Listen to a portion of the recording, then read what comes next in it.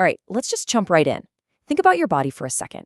Every single moment, it's like this massive, bustling marketplace. But we're not talking about money here, we're talking about energy.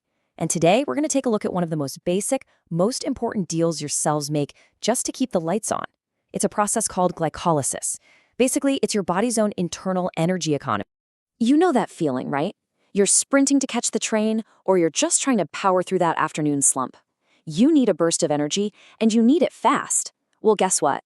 Your cells are constantly facing that exact same problem. They have an immediate need for fuel. So how do they solve it? The answer is glycolysis. You can think of it as the cell's way of cashing a quick paycheck. It's this universal first-step process that takes a simple sugar molecule, glucose, and just snaps it apart to get a rapid burst of energy. This is, without a doubt, the foundation of your body's entire energy budget. Now, to really wrap our heads around this, let's use an analogy. Imagine your cell is a big company. Glycolysis is its high-speed investment banking division. Its whole job is to take one asset, that glucose, and execute a super-fast trade to generate a quick profit. But, just like any investment, it's not free. There's an upfront cost. And that brings us to the first part of this whole deal, the energy investment phase. See, you might think making energy is all about gain, gain, gain. But the first rule of business inside your cells is you have to put some skin in the game. The cell has to spend a little energy capital up front to set itself up for a much bigger win later on. I mean, that's really the motto here. The cell can't just get energy from glucose for free. That glucose molecule is pretty stable. It's happy the way it is. So to crack it open and release all that good energy locked inside, the cell has to prime the pump first. It has to make an investment. So how's it do that?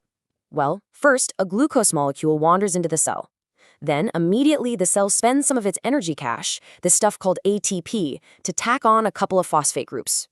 This little chemical jolt makes the glucose molecule really unstable, kind of wobbly, and totally ready to be split apart. So all this initial spending, it's all about preparing for that big split.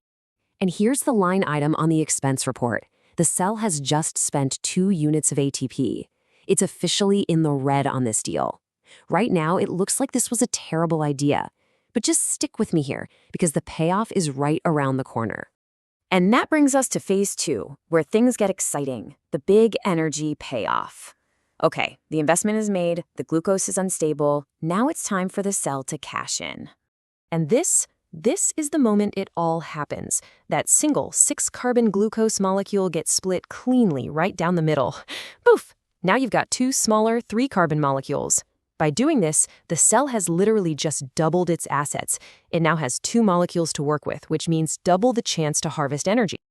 Now the cell's machinery just kicks into high gear, working on both of these new molecules at the same time. Through a whole series of super fast reactions, they get converted and rearranged. And as this is happening, the energy that was holding them together gets released and captured. This is the harvest. And what a harvest it is! In this phase alone, the cell generates a grand total of 4 ATP molecules. Bam! From that one initial investment, the cell has made a gross return of 4 energy units. But wait, there's actually more. The deal is even sweeter than it sounds. Besides that ATP cash, the cell gets a couple of really valuable bonuses.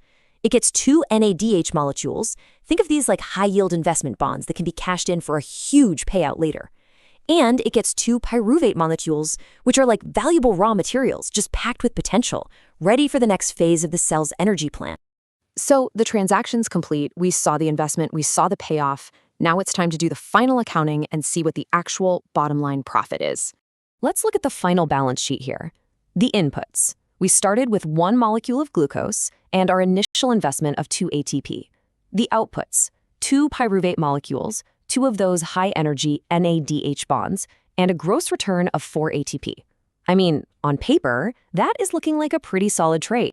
So let's just do the quick math. The process made a total of 4 ATP. But remember, we had to spend 2 ATP just to get the whole thing started. Which brings us to our final number. The net profit from 1 round of glycolysis is a tidy 2 molecules of ATP. That's the energy the cell can use right here, right now. It's not a giant fortune, but it's a fast, reliable profit, and that's exactly what the cell was looking for. And hey, Don't underestimate that small profit. When you multiply that across trillions of cells doing this over and over and over every second, those two ATP molecules are what power pretty much everything you do. That quick twitch in your muscle, a neuron firing in your brain, yep, that's glycolysis in action, providing the fast cash for all of life's immediate expenses. So the big takeaway here is that glycolysis is the cell's go-to solution for fast energy. It takes a sugar, makes a small investment, and walks away with a quick profit and some really valuable assets for later. Which leaves us with a pretty interesting question, doesn't it?